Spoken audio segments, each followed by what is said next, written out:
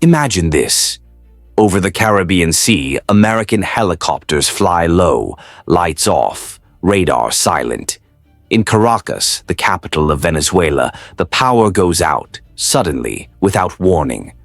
Before dawn, explosions shake the city, and key air defense sites are struck. Communications are disrupted. And within hours, the world wakes up to one unbelievable story. The United States has captured Venezuelan President Nicolás Maduro and flown him to New York to face criminal charges. Reuters. No official war declaration, no public battle footage, just one headline that shook the globe.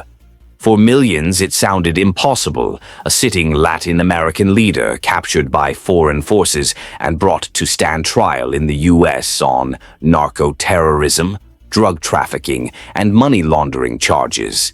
Yet this was real, the culmination of years of intelligence gathering, political maneuvering, and economic pressure. The operation, strategy, intelligence, and planning. The January 3, 2026 operation was months in the making. Intelligence agencies tracked Maduro's movements and security routines. Contingency plans for military and law enforcement coordination were developed. Several attempts and scenarios were rehearsed, including extraction via helicopter. Early reports confirm. Explosions shook Caracas before dawn. Power grids and communications were disrupted. Military installations and key government sites were targeted. President Nicolás Maduro and his wife Celia Flores were captured. Importantly, Venezuelan military units were split in loyalty, allowing the operation to succeed without full-scale conflict. This marked the first time in decades that a sitting Latin American leader was forcibly taken into custody by U.S. forces.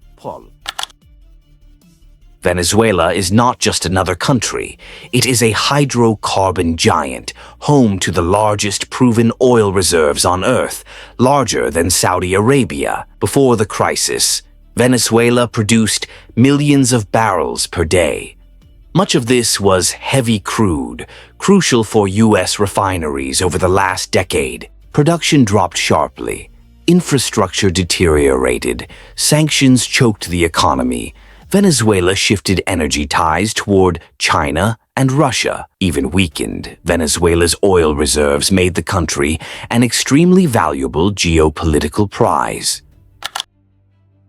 In 1999, Hugo Chavez rose to power, expelled American oil companies, nationalized oil production under state control, cut U.S. influence in Venezuela. For Washington, this was not mere politics. It was a direct challenge to global power. After Chavez, Nicolás Maduro inherited falling oil prices, hyperinflation exceeding millions of %, severe food and medicine shortages, massive immigration of citizens. Maduro's government attempted printing more money, price controls, crackdowns on opposition and protests. While the economy faltered, Venezuela still controlled enormous oil reserves, making it a critical global asset. Donald Trump. Venezuela symbolized 1. Socialism failing in America's backyard. 2. A strategic threat near U.S. borders. 3. An entry point for Russia and China. Trump said, "We will not allow another Cuba in our hemisphere." The administration escalated. Naval deployments, targeted sanctions, publicly labeling Maduro's regime as narco-terrorist. This was maximum pressure, not diplomacy. In 2019, opposition leader Juan Guaidó was recognized by the U.S. as interim president. Maduro's government was declared illegitimate. Venezuelan assets abroad, including oil revenues, were frozen. This created a financial chokehold designed to weaken the regime while minimizing direct conflict. By 2025, Venezuelan oil exports to the U.S. were blocked, government funds were frozen, military salaries became inconsistent. PDVSA, state oil company, Revenue was redirected. Under international oversight, the goal was clear: crush the regime financially. The cost, however, fell on the Venezuelan people, worsening inflation, shortages, and migration crises. Global geopolitics. Venezuela never existed in isolation. Russia provided military support and advisors. China expanded loans, oil deals, and infrastructure investments. Iran supplied fuel and diplomatic backing. The country became a global chessboard, with US, Russia, China, and Iran all heavily invested. Regional reactions varied. Brazil, Colombia, Mexico expressed concern about sovereignty violations. Cuba and Bolivia condemned US action. Other nations remained neutral or cautiously supportive.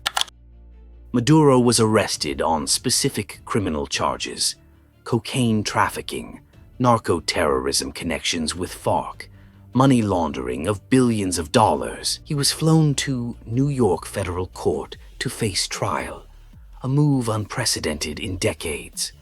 The operation sparked global debate. Was it a legal law enforcement action or an illegal use of military force?